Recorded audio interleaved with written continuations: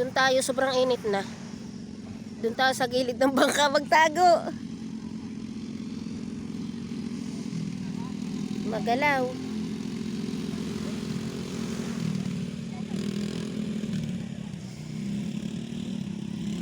May tao? Aso ang... Inagawan ninyo yung aso. Ay, ayun. Inagawan na ng aso.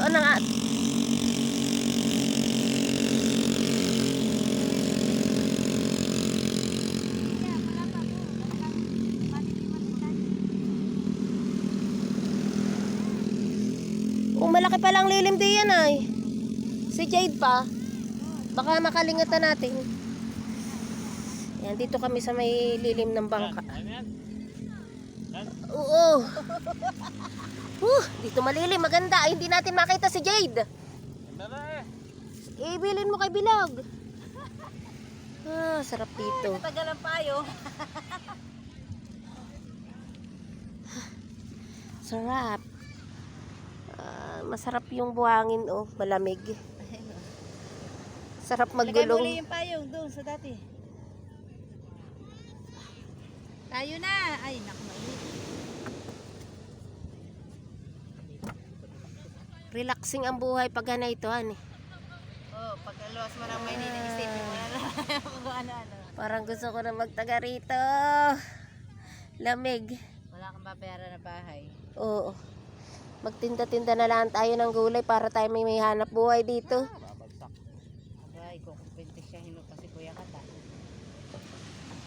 Hoy! Machinelas ni Red. Hindi ko alam. Wala doon ha. Ito lang hindi ko makuto.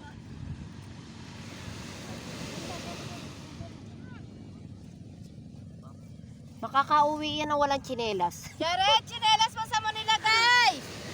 Papa, nasisilip mo pa dyan si Jade? Jared! Tanong mo nga, anak. Tanong mo kung saan nilagay chinelas niya. Sarap. Ay, ninakaw na iyo. Kung sana iniwan na yung dalawang iyan.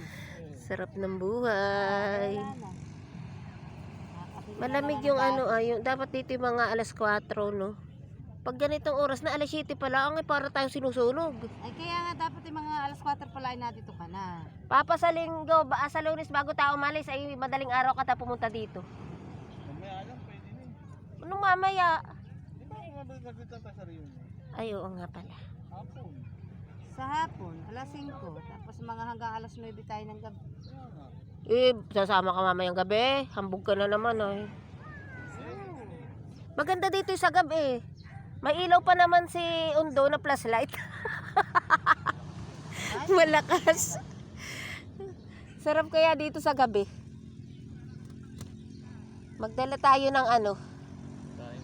Oo. Mag-iimbasi ka sa reunion. Basta tayo sa reunion, malaki. Yun, wala nga daw, sabi ng nanay. Wow.